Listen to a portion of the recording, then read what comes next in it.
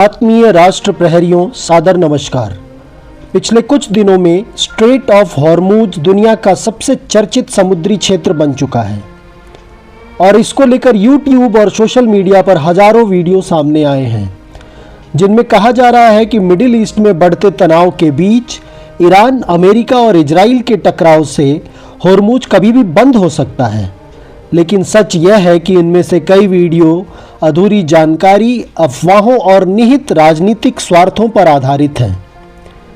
तो आइए इन अफवाहों एवं फेक वीडियोज से अलग हटकर तथ्यों, अंतर्राष्ट्रीय रिपोर्ट्स एवं तार्किक विश्लेषण के आधार पर यह समझने की कोशिश करें कि इस पूरे संकट के बीच भारत कौन सी रणनीति अपना रहा है। आज इस वीडियो में हम स्ट्रेट ऑफ हॉर्मूज क्राइसिस को लेकर भारत की रणनीति का सबसे तथ्यात्मक और संतुलित विश्लेषण प्रस्तुत करने जा रहे हैं, क्योंकि अगर हॉर्मूज में संकट बढ़ता है तो उसका असर सिर्फ मिडिल ईस्ट पर नहीं, पूरी दुनिया की अर्थव्यवस्था पर पड़ सकता है। और सबसे बड़ा सवाल यही है कि इस पूरे संकट में भारत की असली गुप्त रणनीति क्या है। तो सबसे पहले पूरी कहानी को समझने के लिए चलते हैं उस जगह पर जहां से दुनिया की ऊर्जा सप्लाई गुजरती है। एक संकीर्ण समुद्री रास्ता जो जोड़ता है पर्सियन गल्फ को दुनिया के महासागरों से।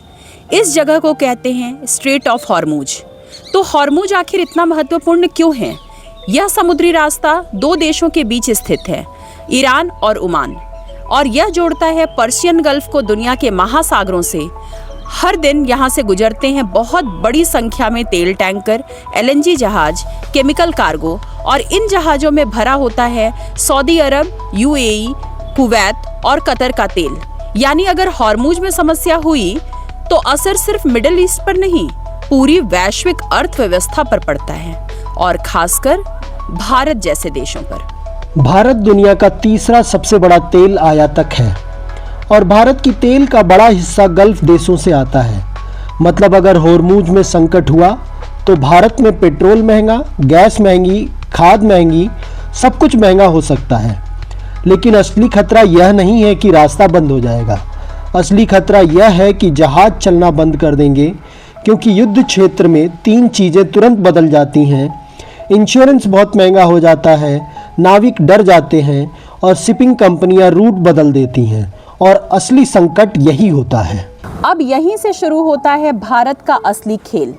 भारत इस समय एक बहुत ही दिलचस्प रणनीति अपना रहा है, जिसे कूटनीति की भाषा में कहते हैं स्ट्रैटेजिक हेजिंग, यानी दोस्ती सबसे, निर्भरता किसी पर नहीं। भारत की खासियत यह है कि वह तीनों पक्षों से बात कर रहा है, अमेरिका, इजराइल और ईरान।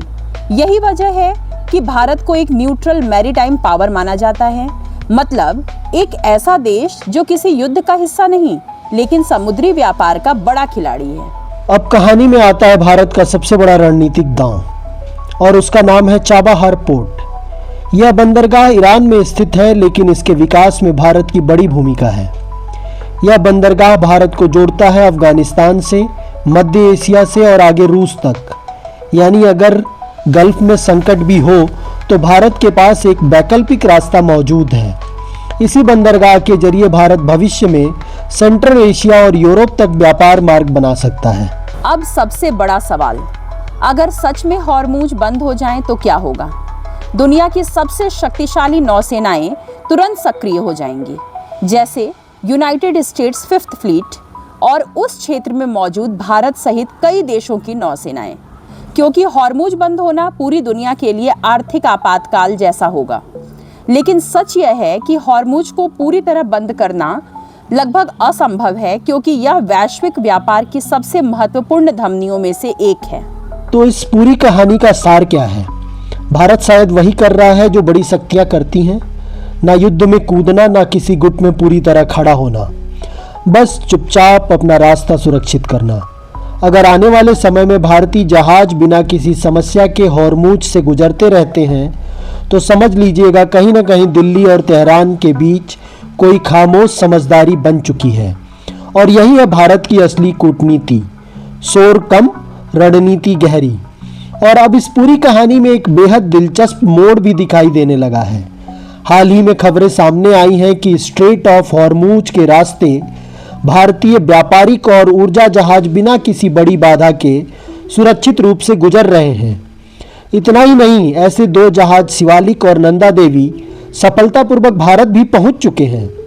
अब सवाल उठता है कि जब इस पूरे क्षेत्र में तनाव की खबरें आ रही हैं, तो भारतीय जहाज इतनी सहजता से कैसे गुजर पा रहे हैं? कूटनीति की दुनिया में अक्सर सबसे महत्वपूर्ण समझौते प्रेस कॉन्फ्रेंस में नहीं बल्कि खामोशी में होते हैं। कोई आधिकारिक घोषणा नहीं, कोई संयुक्त बयान नहीं, लेकिन घटनाएं या संकेत जरूर देती हैं कि शायद इंडिया और ईरान के बीच समुद्री सुरक्षा को लेकर कहीं न कहीं एक खामोश समझ बन चुकी है। एक ऐसी समझ जो इस संवेदनशील समुद्री रास्ते में भारतीय जहाज़ों की सुरक्षा सुनिश्चित कर सकती है। अगर आपको यह विश्लेषण रोचक लगा तो वीडियो को लाइक कीजिए, सब्सक्राइब कीजिए और कमेंट में बताइए, क्या आपको लगता है कि भारत की यह साइलेंट कूटनीति भविष्य में उसे एक बड़ी समुद्री शक्ति बना सकती है? हम फिर मिलेंगे एक और दिलचस्प विश्लेषण के साथ। धन्यवाद।